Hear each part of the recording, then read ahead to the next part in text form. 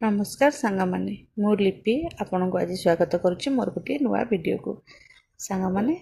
देखंतु ए फलटी को कहते टोलो पश्चिम ओडिशा साइड फलटी एक्चुअली यहाँ हूँ महुलर फल आपको आम एमती चोपा छड़े काटि नवा ता भर मंजी बाहर करके रखी नवा काली राति बुट टी धला बुट टी बतुरी नीचे प्रथमे आम बुट को सिझे नवा तापर से किसी मसला दरकार थाए भाजवाई जोटा कि रसुण जीरा और शुखिला लंका मुझे पालिश कर भल भाव बाटी नहीं गोटे कड़े आम अल्प पानी नवा से पानी गरम हो गले से आम स्वाद अनुसार लुण आ हलदी टिके पकईकरी जो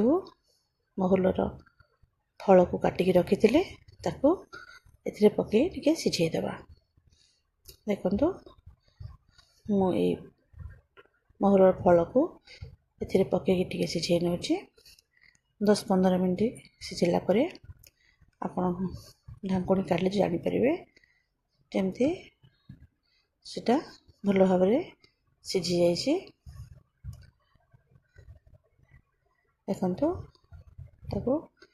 पिठा खड़िका मारले एमती कटि जाए तापरे कड़े मु किछि सोरिष तेल पकई नहीं से सोरिष अल्प पकई नेबी देखो सांग मैंने सोरिष फुटीगले से गोटे कंचा लंका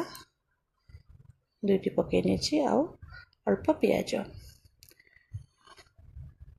आपन जेकोसी भजा भाजबे पियाज पूरा भाजबे ना कारण भजार पियाज मिसिक भाजी हेले बेसी तार स्वाद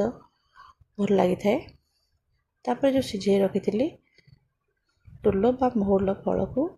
से पकई नहीं आउ जो बुट रखी सिझेकरी ताको एठी पकई नहीं